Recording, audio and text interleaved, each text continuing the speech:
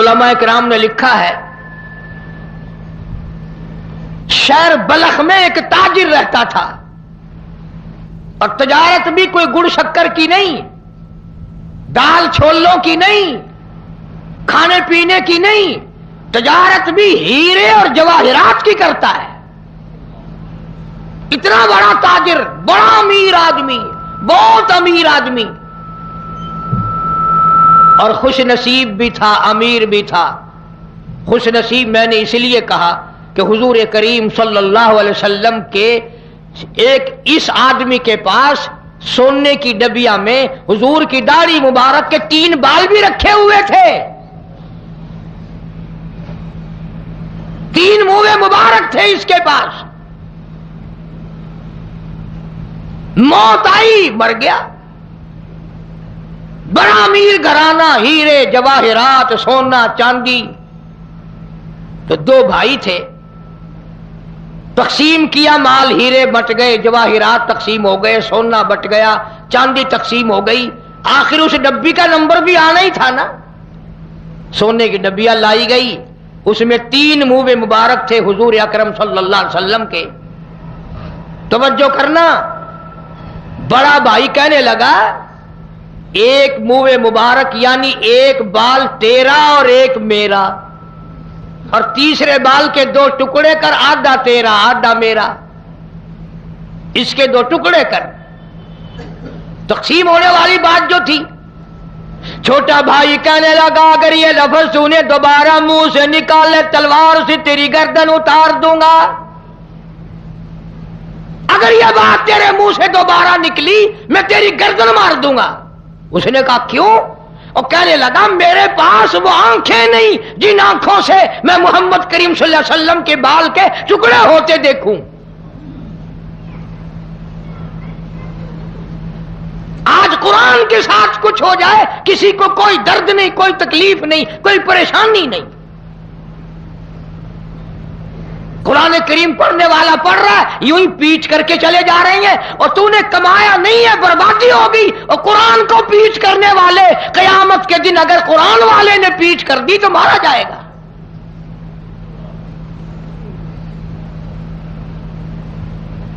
पहले जमाने में औरत भी मर्द भी बड़ी कदर किया करते थे, अदब किया करते थे, एहतराम किया करते थे। अब तो ऐसा बदतमीजी का दौर आया, परवाह ही नहीं। जूती ऊपर उठा रखी है, पीठ हो रही है तो हुआ करे, चले जा रहे हैं।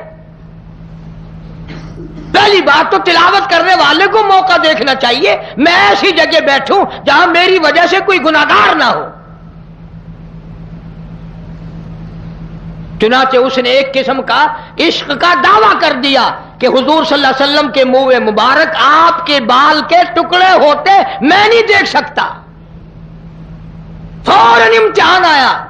बड़ा भाई कहने लगा, अगर तू इतना बड़ा आशिक है, दीवाना परवाना है, तो यूं काम कर, अपने नाम के हीरे मुझे दे दे, अपने नाम की जवाहिरात मेरे हवाले कर दे, अपने नाम का सोना मुझे दे दे, अपने नाम की चांदी मुझे दे दे, अपने नाम की दुकान मेरे नाम लगवा दे, अपने नाम का मकान मुझे दे दे। और विचों कोई होवे आ उठे या मैं ही होवा तो आखना वाह जी वाह, ये होर गल है, वो होर गल है। यही बात है भाई, बात तू किन मारी खड़ा आखे, क्यों दे देवा मैं अपना हिस्सा, तेनू क्यों दे देवा? तू कौन है मेरा हिस्सा लगन वाला? इश्क बई शै है, दौलत बई शै है, हीरे और शै है, नबी दा इश्क और शै है। जिवें अजकल असा बनाई फिरदे हैं, आखिर नबी दा दीन और शै ते नबी दा इश्क और शै, तरीकत और है, मारिफत और है, हकीकत और है, शरीयत और है। खबर है की ने कहा कड्डे होया।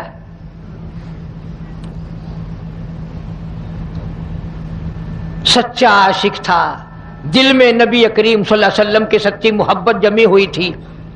खड़ा होकर ऐलान करके कहने लगा, मैं दिल से राजी, सारे हीरे तू ले ले, सारे जवाहिरात तेरे, सारा सोना सारी चांदी तेरी, सारे मकान दुकान कारोबार तेरा, मैं इस पे दिल से राजी। मेरे आका हजरत मोहम्मदुर रसूलुल्लाह सल्लल्लाहु ताला अलैहि वसल्लम के 3 मुंह मुबारक हुजूर के बाल मुझे मिल जाए। میں اس پہ بڑا راضی، دل سے راضی، سب کچھ تیرا، یہ 3 بال سرکار کے یہ میرے۔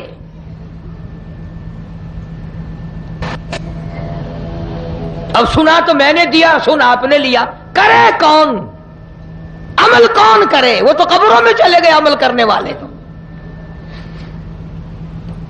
چنانچہ اس نے ہیرے لے لیے، جواہرات، سونا چاندی لے لیا، اس نے وہ سونے کی ڈبیا لے لی جس میں حضور کریم صلی اللہ علیہ وسلم کے 3 بال مبارک رکھے ہوئے تھے۔ رات کو جو سویا مسجد میں، سرکار دو عالم صلی اللہ علیہ وسلم کی خواب میں زیارت ہوئی، آقا مدنی صلی اللہ علیہ وسلم کی زیارت ہوئی، اور آپ نے فرمایا اور دنیا میں سب سے بڑے امیر، اور دنیا میں سب سے بڑے امیر، یہ اس لیے فرمایا کہ پوری دنیا میں اس وقت میرے 3 داڑھی مبارک کے بال تیرے سوا کسی کے پاس نہیں۔ تو نے قدر کی، ہیرے دے دیے، جواہرات دے دیے، سونا ٹھکرا دیا، چاندی کو لات مار دی، سب کچھ چھوڑ کر میرے منہ میں مبارک پسند کیے۔ یاد رکھ تو کامیاب ہے، اور جس نے سونا چاندی ہیرے جواہرات میرے بالوں کے بدلے میں لیے، ان قریب وہ تیرے دروازے پہ بھونک بھونک کر چوکیداری کیا کرے گا۔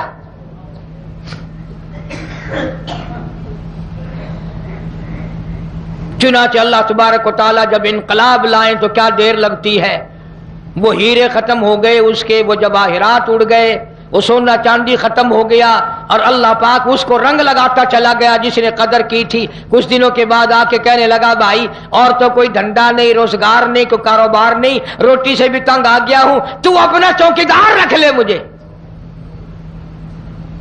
تو مجھے اپنا چوکیدار رکھ لے۔ چنانچہ رکھ لیا گیا، حضور کریم صلی اللہ علیہ وسلم کا فرمان یوں پورا ہوا۔